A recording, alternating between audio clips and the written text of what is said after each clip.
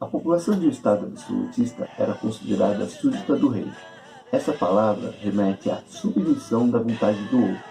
Naquela época, isso significava que os indivíduos praticamente não tinham caminhos legais para exercer sua vontade. Estavam todos sujeitos à vontade do rei. Vamos fazer uma revisão?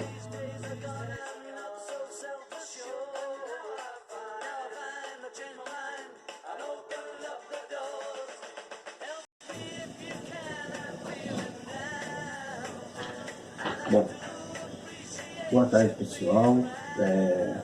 Vamos então dar continuidade agora na nossa segunda videoaula aqui com vocês.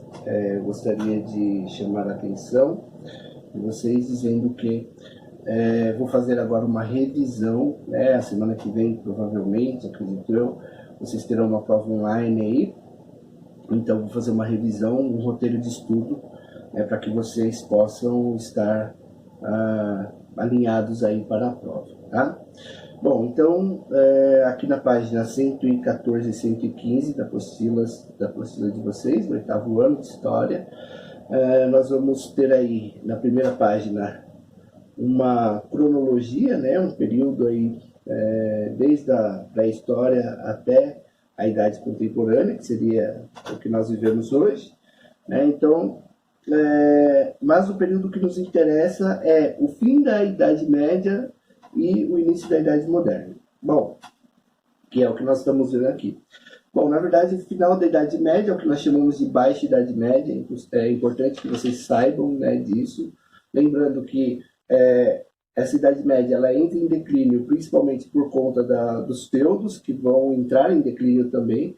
As pessoas vão começar a sair dos feudos, principalmente após as cruzadas, ou no período das cruzadas, onde os senhores feudais eles, precisam ir para a guerra, que eles são os cavaleiros, são os nobres, né? Lembrando que para ser nobre você precisa ser cavaleiro. Então eles vão até as batalhas, e nas batalhas eles acabam perdendo um pouco o controle do feudo, e perdendo esse controle do feudo, essas pessoas que viviam num regime de servidão vão acabar saindo dos feudos e vivendo em volta dos feudos, né? Região que nós vamos chamar de burgos. Então, essas pessoas vão viver aí nesses burgos, e aí o que vai acontecer? Esse nome burgo, ele vai ser aí o nome que vai ser o nome que vai acabar levando as pessoas a serem chamadas de burgueses, né? Burgueses, então, eram as pessoas que viviam nos burgos. Os burgos eram em volta dos feudos, as pessoas viviam ali porque, na realidade, elas precisavam ganhar dinheiro. E uma das formas de ganhar dinheiro foi abrindo comércio, né? Tem uma imagem aí, na página 115 ainda, onde mostra um pouco desse comércio aí dos burgueses, tá? Aqui vai mostrar um pouco da organização econômica, social dos feudos, né? E da sociedade daquela época. Então, a sociedade ela era dividida em 3 estados, né? Em 3 estamentos, eu diria assim. O primeiro seria o clero, o segundo seria o nobre, e o terceiro estamento aí os servos, né? Isso aqui vai mudando ao longo dos anos, né? Depois a gente vai ter lá 4 estamentos, né? O clero, o nobre, os comerciantes, artesãos e os servos. Na prática, esses estamentos eles continuam em 3, porque você vai continuar tendo o clero no primeiro estado, os nobres no segundo estado, e o restante da sociedade, seja burgueses, seja camponeses, no terceiro estado. Isso lá na França vai ser o que vai dar origem, de certa forma, à Revolução Francesa, posteriormente. Então é importante que vocês saibam, né, disso.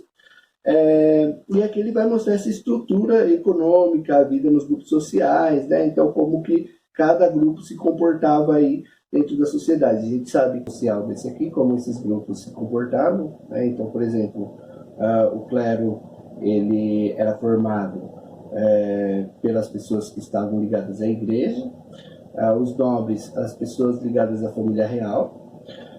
Os comerciantes eram esses burgueses, né, que eu falei lá atrás, que saíram, né, dos feudos e ficaram em volta dos burgos e foram crescendo, né, então eram comerciantes, posteriormente banqueiros, então pessoas que vão ganhar vão de certa forma ficar ricos, ganhar dinheiro, e os servos, que continuam sendo aquelas pessoas que vivem ainda em regime de servidão, alguns ainda em sistema feudal, outros que vão se tornar camponeses posteriormente, ou seja, pessoas do campo. Tá? Então isso está na página 118, né, como que é a vida social de cada grupo, a religião. Né? Então a religião é muito importante também, porque nós temos aí a religião católica a princípio, né, a Igreja Católica que domina tudo, mas nesse momento aqui nós já tivemos a Reforma Protestante, né, que vocês viram no ano passado, onde Martinho Lutero, Calvino, né, alguns reformadores aí importantes apareceram. Claro que se nós observarmos de uma forma mais fria, esses caras eles não tinham intenção, principalmente Lutero, ele não tinha intenção de criar uma nova religião. A intenção do Lutero era fazer de fato uma reforma na Igreja Católica, fazer com que os católicos caíssem em si e voltassem a algumas práticas, principalmente cobrança de indulgências e outras coisinhas mais. No entanto, não deu certo. E não dando certo, a única alternativa que Lutero teve foi de realmente criar uma nova religião, isso, claro, com apoio de alguns governos, como o da Alemanha, por exemplo, né? Que tinham muitos interesses por trás, né? Interesses políticos, principalmente interesses econômicos, ou seja, romperam um pouco com a igreja tinha muita grana, a igreja detinha um poder de capital muito forte, então tudo isso vai fazer com que a Alemanha rompa, né, com a igreja. Então esse foi o módulo 1. O módulo 2, nós vamos ver o absolutismo europeu, todo poder ao rei, né? Então, a princípio, a ideia é que o rei tinha um poder centralizado. Desse poder centralizado, a gente acabou tendo um poder absoluto, né? Vai aparecer aqui a imagem do rei Sol, né? O rei Luís XIV. Então, o rei Luís XIV, ele ficou muito famoso, foi um dos mais conhecidos aí, reis absolutistas da história, e até hoje ele é uma referência, né, nessa questão do absolutismo. Então o rei Luís XIV, ele ficou assim conhecido porque ele realmente lidava com essa questão do poder de uma forma muito séria, e ele dominava toda a sociedade francesa, né, e posteriormente isso, né, rei Luís XIV, rei Luís XV, rei Luís XVI, nós teremos aí uma grande revolução que a gente vai ver aí nas próximas aulas, né? Claro que a sociedade vai mudando, vão aparecer os filósofos iluministas, aqueles que vão olhar para a sociedade e vão falar, olha, tem muita coisa errada, as pessoas têm que ter direito de eleger o seu governante, as pessoas têm que ter liberdade de expressão, enfim, com várias ideias novas que a gente vai ver na próxima videoaula. Mas aqui, então, nós temos uma França extremamente absolutista. Não só a França, mas a Inglaterra também. E aí nós temos umas pessoas importantes que é interessante de vocês verem. Lá na página 126, nós vamos ter lá a supremacia do rei, o personalismo e o patrimonialismo, né? Então, a supremacia do rei, a vontade do rei estava acima da lei, né? Isso vai mudar, o que já mudou lá na Inglaterra, né? Que a gente viu na aula passada, e isso vai acabar mudando também na França. O personalismo, a figura do rei se misturava à estrutura do Estado, né? É importante vocês saberem isso, ou seja, o que é do rei, o que é do Estado. Por exemplo, na França foi cunhada algumas moedas, e essas moedas tinham lá o símbolo do sol, né, que significava o rei sol. Então era a própria personificação do rei na moeda. Então isso significa o personalismo. E o patrimonialismo, que nós não sabemos o que é posse do rei, o que é posse do Estado. Então, por exemplo, o Palácio de Versalhes, né? Aqui tem um outro exemplo, o Palácio de Ribeira, em Lisboa. Também, né, não dá para ter essa noção do que era do rei, do que era do Estado, ou seja, do que era público, né? O palácio, ele pertence àquele rei específico, ele pertence à sociedade como um todo, né? O Palácio de Versalhes é a mesma coisa. Então, isso é o que nós chamamos de patrimonialismo. E alguns filósofos que vão justificar, é importante, né? Porque nós vamos ver na próxima aula os filósofos iluministas. Mas antes dos iluministas, nós tivemos alguns filósofos que justificavam esse poder.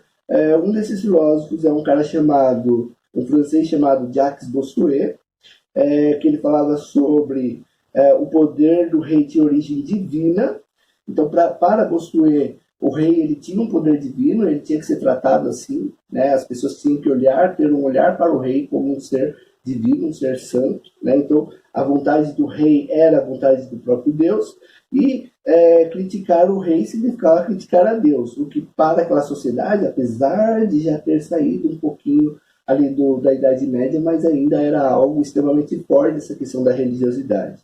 E aí ele vai escrever um livro chamado A Política segundo as Sagradas Escrituras. Outro filósofo que vai justificar principalmente o poder absoluto, né, o absolutismo, é o Thomas Hobbes, né, esse um pouco mais conhecido.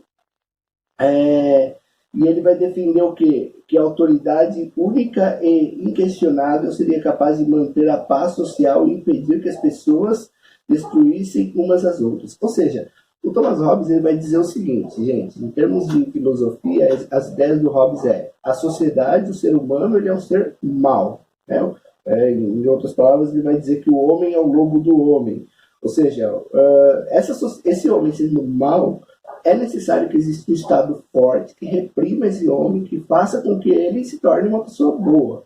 Então, o Estado ele vai estar junto com esse ser humano, com esses seres humanos, mantendo eles em uma certa organização, e essa organização vai fazer com que esse homem, que é, a princípio, por natureza, mau, se torne uma pessoa boa. Tá? Então, isso justifica o poder absoluto do rei. Então, já falei sobre o Rei Sol, né, que ele vai justificar dizendo que o Estado era ele, né, lá na página 130 nós temos algumas ideias dessa, né, e aí na página 132 nós vamos falar um pouco sobre o absolutismo na Inglaterra, que é um absolutismo um pouco diferente, né, na Inglaterra, diferente da França, o absolutismo ele vai ser algo mais ligado ao parlamento, né? Então o parlamento vai ter um poder muito maior e, de certa forma, principalmente para a Rainha Elizabeth, isso vai dar muito certo. Claro que a Rainha Elizabeth tinha um esqueminha lá com os corsários, né, que eram piratas, e esses corsários, de certa forma, aí, eles ganhavam, né, conseguiam dinheiro, ouro, né, que roubavam dos espanhóis e dos portugueses e levavam lá para a Inglaterra. Bom, a Rainha Elizabeth tinha toda uma mística por volta dela, né? Ela era conhecida como a Rainha Virgem, por nunca ter se casado. Ela usava alguns trajes de roupas assim que tinham, às vezes, desenhos, né? Estampas de olhos, de orelhas, para dizer que ela era uma pessoa onipresente. Né? Então, reparem que essa ideia do Bossuet lá atrás, do poder divino dos reis, estava também na Rainha Elizabeth. Ela tirou uma foto com um objeto, vou mostrar aqui esse objeto aqui do lado. Parece uma peneirinha, né, toda cheia de furinhos, que dizia que a santidade dela era tanta, né, isso a mitologia lá grega falava, né, romana, desculpa, falava que ela era um ser tão divino que ela carregava água nessa peneira e não caía água, né, tamanha divindade da Rainha Elizabeth. Mas ela era considerada, Elizabeth I, uma boa rainha lá na Inglaterra. Eles gostavam da Elizabeth II, tá? O terceiro ponto aí, o mercantilismo, né, que vocês fizeram vídeos, apresentaram. Então, o mercantilismo era a forma econômica do absolutismo. Era uma forma que os reis encontraram de controlar a economia no absolutismo. E aí, no mercantilismo, a gente vai ter alguns pontos que são extremamente importantes, né? A balança comercial favorável, metalismo, protecionismo alfandegário, colonialismo e industrialismo inglês. Essas foram as formas que os reis, em cada lugar, encontraram para manter, né, a sua economia. Então, por exemplo, balança comercial favorável. Eu tenho que ganhar mais dinheiro do que gastar dinheiro. Eu não posso gastar muito dinheiro, tenho que ganhar muito mais. O metalismo, busca de ouro, metais preciosos, né? Lembrando, como eu disse para vocês, a Rainha Elizabeth foi uma que ganhou muito ouro, né? Mas de uma forma meio que ilegal, tá?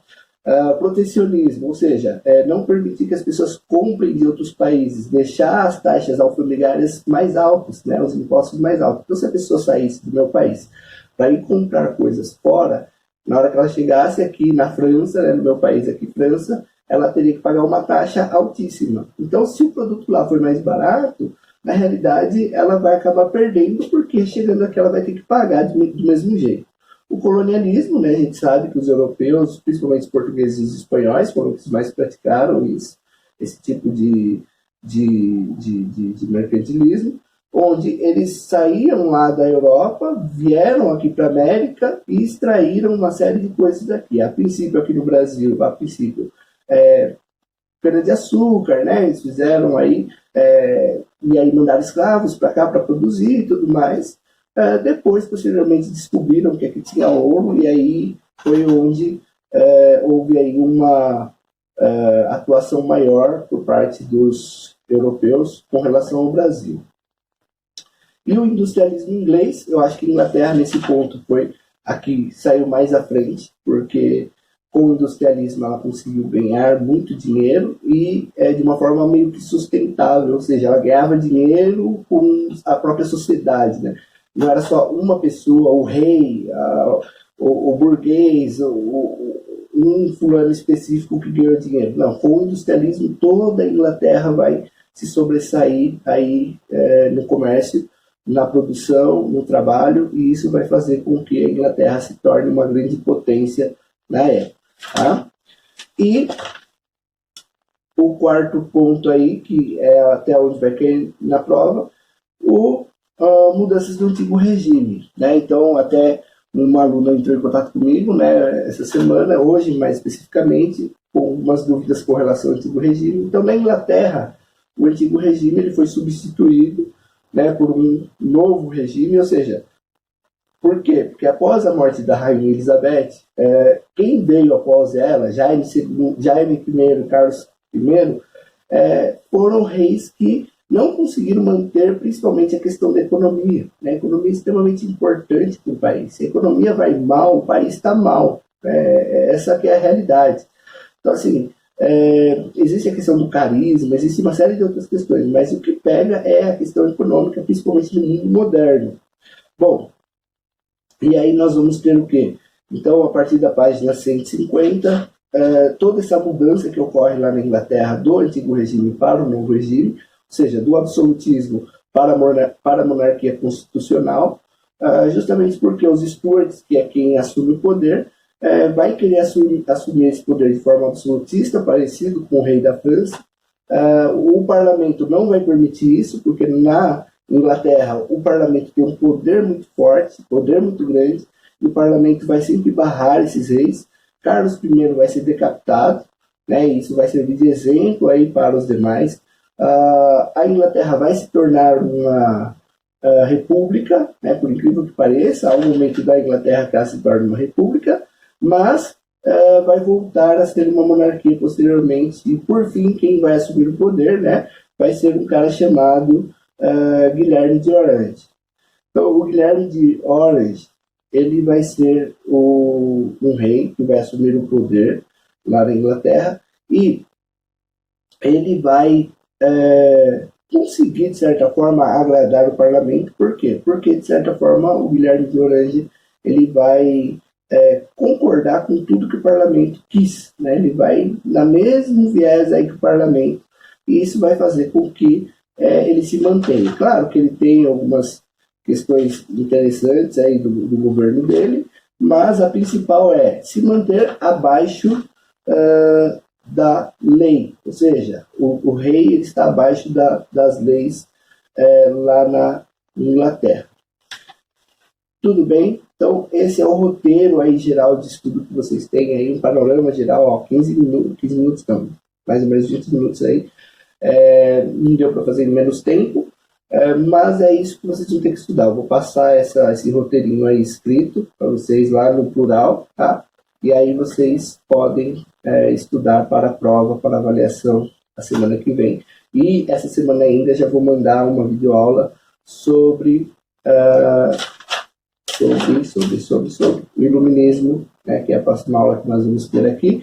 Então, o iluminismo, conhecimento e limites do poder, é muito importante essa matéria do iluminismo. Eu adoro os filósofos iluministas, eles são os caras de gente boa, eu gosto muito deles, porque eles fizeram com que a sociedade mudasse a visão de poder, de governo, de política, e a forma como nós temos de política até os nossos dias atuais, elas têm muito a ver com esses filósofos, os principais, né? Montesquieu, Voltaire, Rousseau e John Locke, né? Os principais aí, fora alguns outros que também nós podemos citar, mas esses 4 principais aí, eles vão mudar a modo de ver da sociedade na Idade Moderna. E a partir daí há uma evolução muito grande com relação ao pensamento, principalmente da sociedade ocidental. Tá? Mas a gente vai ver isso na próxima aula. Um grande abraço. Qualquer dúvida, entre em contato comigo, WhatsApp, e-mail, fiquem à vontade. Terá lá atividades e revisão no plural. Um grande abraço, até mais. Tchau, tchau.